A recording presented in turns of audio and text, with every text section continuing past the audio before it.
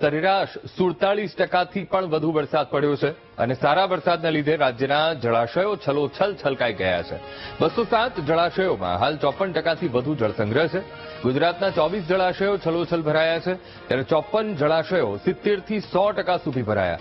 2024માં આ સમયે 207 જળાશયોમાં 39.55% પાણી હતું। તો 24 જળાશયો અત્યાર સુધીમાં એ ભરાઈ ગયા છે અને સારો વરસાદ, સરેરાશ 47% વધુ વરસાદ પડ્યો છે।